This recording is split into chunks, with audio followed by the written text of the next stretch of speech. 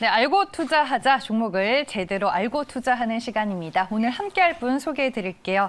하이투자증권 강북 WM센터 이창원 차장 나와 계십니다. 차장님 안녕하세요. 네, 안녕하세요. 네, 이 시간을 통해서 소개해 주셨던 솔로엠, 인터로조, 대주전자재료 다 종목들의 흐름이 좋은데 어제 또 2차 전지 소재 쪽들이 강했으니까 대주전자재료 리뷰를 해볼게요. 대주전자재료는 제가 가격적으로 53,000원이 박스가 하단이라고 말씀드렸었고요. 최근에 53,100원을 찍고서 이제 그 박스가 하단에서 반등이 나왔고, 어제 이제 우리 시장이 이제 그 11시 이후로부터 반등이 나왔던 거는 정부의 그 604조 4천억 그 예산안, 슈퍼 예산안이 확정된 시점부터 외국인들이 그 MSCI 마침 또 리밸런싱 되는 날이었습니다. 그때부터 외국인들이 코스피랑 선물 시장에서 순매수로 바뀌었었고요. 그러면 삼성전 쪽으로 매수가 집중적으로 들어왔고, 2차 전지 섹터 같은 경우에는 최근에 이제 LG화학 그 GM 또 리콜 이슈 때문에 조정을 상당히 좀 받았었던 것이고, 우리 시장에서 시가총액을 차지하는 비중이 높기 때문에 당연히 그쪽으로 외국인들이 매수를 매수 시장을 사게 되면은 2차 전지 쪽도 당연히 매수가 들어올 수밖에 없고요. 어제 이제 그리고 전일에 그저께죠. SKC가 이제 SK와의 합병 그 루머 때문에 장중 7.62% 급락을 했다가 이제 그 루머 사실이 아니다라고 공시가 나왔죠. 부인을 하면서 반등이 나왔고, 또 리포트도 그런 그 악성 루머에 대해서 강력 대응하겠다는 리포트가 이제 메르츠증권에서 아마 나왔을 겁니다. 나오면서 초반부터 급등세가 있었습니다. 그리고 에코프로, SKC가 좀 시장이 이끌어졌고요. 또 에코프로가 또 그 두 자릿수 급등세가 나왔고, 어제는 전기차 충전소 관련 종목도 원익 P&E부터 뭐 디스플레이테, 그 뭐 에스트래픽 등 그런 관련 섹터들이 또 급등세가 나오면서 그 2차 전지 섹터를 전반적으로 다 올려줬고, 삼성 SDI 쪽에서 우리는 분할 안 하겠다, 이런 이슈 나오면서 SDI가 3%대 강세가 나오면서 전체적으로 다 시장을 이끌어줬다라고 말씀드리겠고요. 삼성 SDI가 지금 2차 전지 그 배터리 쪽에서는 대장주 역할을 하고 있어서 아마 관련 섹터들 종목들을 좀 계속 끌어주지 않을까, 그렇게 기대해 보고 있습니다. 네, 알겠습니다. 그럼 이제 우리는 본론으로 들어가서 오늘 차장님이 찾아온 투자 아이디어가 될 만한 기사 먼저 만나보겠습니다. 네, 기사 헤드라인부터 확인을 해볼게요. 강원랜드 호텔신라 위드 코로나 수혜주로 시장의 눈길을 받고 있다라는 내용입니다. 기사 핵심 포인트들 정리를 해봤습니다. 네, 정부가 이제 9월에서 10월경에는 위드 코로나 선언을 검토하고 있는 상황입니다. 델타 변이 확산 우려 속에서도 백신 접종 속도는 꾸준하게 증가를 하고 있고요. 그로 인해서 일상으로의 복귀에 대한 기대감이 상당히 높아지고 있습니다. 시장에서는 위드 코로나 수혜주를 벌써부터 찾는 움직임들이 나타났었는데, 위드 코로나 수혜주 하면은 이제 우리가 흔히 아는 경제 재개 수혜주, 그리고 뭐 리오프닝 관련주, 뭐 이런 관련주들이 들어가는 건가요? 네, 뭐 한마디로 네. 뭐 코로나 피해주들이 반대로 그 위드 코로나 수혜주가 될 수 있을 것이고요. 최근에 이제 특히 소비 섹터, 소비주 섹터가 델타 변이 바이러스 때문에 주가 조정을 상당히 또 받았습니다. 그런데 정부에서 이제 위드 코로나란 말을 이제 사용하면서 그게 언론에 보도가 되면서부터 항공주가 좀 급등세가 시작이 됐고, 최근에 뭐 신세계라든가 한섬 이런 소비주 섹터들도 5에서 6거래일 연속 상승이 나왔고요. 화장품 섹터 전반적으로 강세, 강원랜드도 상당히 지금 6거래일 강세가 나왔고, 호텔신라부터 해서, 그래서 전반적으로 그 코로나 피해주로 분류가 됐던 종목들의 반등세가 상당히 강하고요. 지난주 한 주에는 아시아나항공이 코스피 전체 상승률 1위를 기록을 했습니다. 지난주만 뭐 한 28% 넘게 오른 걸로 알고 있어요. 어제도 조정받았다가 다시 또 그 다 만회하는 그런 괴력을 발휘했고요. 대한항공도 다시 같이 따라가는 흐름들이 나왔고, 그래서 이제 위드 코로나 관련 섹터들이 최근에 그 상당수 그 반등세가 강한 모습인데, 선진 시장 같은 경우가 그 백신 접종 완전 접종률이 40%가 넘어가면서부터 델타 변이 바이러스 확산에도 영향을 그렇게 받지 않았거든요. 전일자 이제 우리나라의 이제 완전 접종 2차까지 완전 접종률이 29.6%였고요. 1차 접종이 56.5% 정도였으니까 정부가 이제 추석 전에 70% 달성을 목표로 하고 있는데, 달성될지는 좀 아직은 좀 의문이 있지만, 완전 접종률이 40%를 넘어간 순간부터는 미국 증시와 비슷하게 델타 변이 바이러스 확산에 대한 영향을 별로 받지 않을 가능성이 높습니다. 그렇기 때문에 지금 그러니까 이미 그게 달성된 이후에는 투자 타이밍이 늦을 수 있기 때문에 선침의 차원에서 이제 관심을 가져야 될 텐데 벌써부터 먼저 좀 매수세가 좀 들어오고 이미 주가들이 움직이기 시작했다. 그렇기 때문에 여기서 우리가 좀 관심을 가져야 될 것이고요. 이 안에서도 아직 움직이지 못한 종목들을 잘 픽업을 해서 투자 타이밍을 잡아야 된다. 최근에 주가 조정을 본업의 가치에 비해서 지나치게 오르지 못하고 오히려 조정을 받았던 종목들은 이를 매수 기회로 볼 타이밍이 됐다라고 좀 말씀드리고 싶습니다. 저는 이제 위드 코로나 관련주들이 좀 먼저 움직였기 때문에 이거를 지금 들어가도 괜찮나? 나중을 생각했을 때는 지금이 들어가는 게 맞나? 이렇게 좀 고민하시는 투자자분들이 많으실 것 같다라는 생각을 했는데 상대적으로 덜 오른 종목 위주로 잘 고르자라고 얘기를 해주셨습니다. 그러면 위드 코로나 관련주 하면 구체적으로 종목으로는 어떤 것들이 있는지 한번 확인을 해보겠습니다. 대표적으로 말씀해 주셨다시피 여행, 호텔, 화장품 등등이 들어갑니다. 잉글우드랩 보이고요. 아모레퍼시픽 역시나 화장주죠. 그리고 최근에 항공주 내에서 정말 주가만 놓고 보면 대장주의 흐름을 보여주고 있는 아시아나항공, 대한항공, 강원랜드와 한섬 그리고 휠라홀딩스가 있습니다. 과연 어떤 종목일까요, 차장님? 저 8개 중에서 일단 네. 오늘 휠라홀딩스를 픽업을 했는데 저 중에서는 아시아나항공이랑 아모레퍼시픽 정도 빼고는 다 들어가도 된다라고 일단 그런 관점인데요. 네. 일단 가장 낙폭이 심했던 휠라홀딩스를 오늘 말씀 좀 드리겠습니다.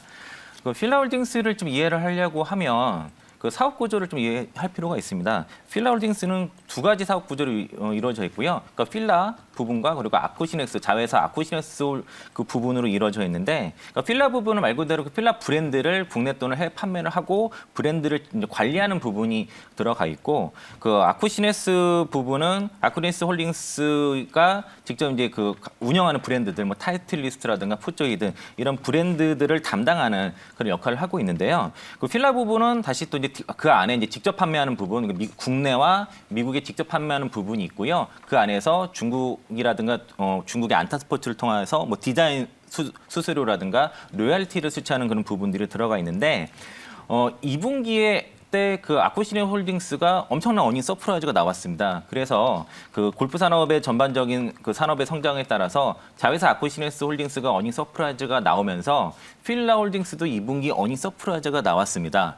영업이익 컨센서스가 증권사들이 평균이 대략 한 1,400억대였는데 1,700억대 후반이 나왔기 때문에 상당히 어닝 서프라이즈가 나왔는데, 문제는 8월 17일 날 일부 증권사 한 3군데 정도가 목표 주가를 한 4에서 5% 정도 하향 조정을 했고, 3분기는 그 아쿠시네스 그 홀딩스의 그 엽기적 우려 부분, 그리고 운송비라든가 원가가 좀 계속 올라가는 그 상승 부분이 3분기에도 반영될 거라는 부분이 있어서 아쿠시넥트가 좀 성장 속도가 둔화될 것이다, 뭐 이런 평가였나요? 네, 그런 우려가 좀 있었죠. 네. 그러니까 작년에 3분기 때 워낙 좋았기 때문에 그동안 이제 그 코로나 어떤 보복적 소비에 대한 수혜 때문에 기저 효과를 발휘를 했고, 올해 3분기에는 역기저가 발휘할 수도 있다라는 그런 우려가 첫 번째 작용을 했고요. 그리고 필라 본업의 그 회복 속도가 지금 좀 더딘 상황입니다. 일단은 델타 변이 바이러스가 다시 또 확산세에 있었기 때문에, 또 우리나라가 아직까지는 백신 접종률이 저조해서 소비 쪽이 아직 회복이 되지 않았고, 그러니까 필라 본업이 어떤 회복이 되기 전까지는 주가의 상승이 좀 제한적일 수 있다, 이런 분석들이 좀 나왔고요.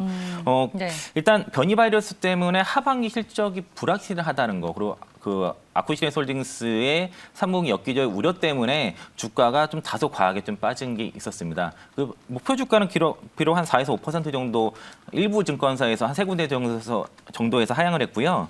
신영이라든가 현대차, 한국투자, KB증권, 이베스트 쪽에서는 목표가를 기준으로 유지를 했고, 목표가 어떤 밴드도 하단이 63,000원, 상단이 73,000원인데 전일 주가가 44,900원, 좀 반등이 나왔는데도 저주가거든요. 그러니까 아직도 목표 주가랑은 상당히 괴리감이 있다는 거고요. 저는 이게 다소 너무 과한 하락이라고 좀 판단이 들어서 최근에 주가 흐름은 43,000원을 거의 락버텀으로 좀 지지하고 있기 때문에 지금 기회가 왔다라고 일단 판단은 들고요. 전에 한번 솔로에 말씀드렸던 것처럼 이런 낙폭가대는 본업의 가치와 상관없이 빠진 거기 때문에 기회다. 왜 이제 기회인지에 대해부터 지금부터 좀 말씀을 좀 드리고 싶은데, 네. 일단은 지금 주가는 너무나 저평가입니다. 이유는 동사간지 시가총액이 전일 기준으로 2조 7,278억 정도 되고요. 올해 이제 영업이익이 5,200억대부터 해서 2023년까지는 매년 5천억 다 넘어가는 구조이고, 9년도에 4,700억 정도 영업이익이 나왔던 게 사상 최대 실적인데 그러면 2021년부터 2023년까지는 계속 사상 최대 실적을 갱신하는 그런 전망이 지금 나오고 있고요.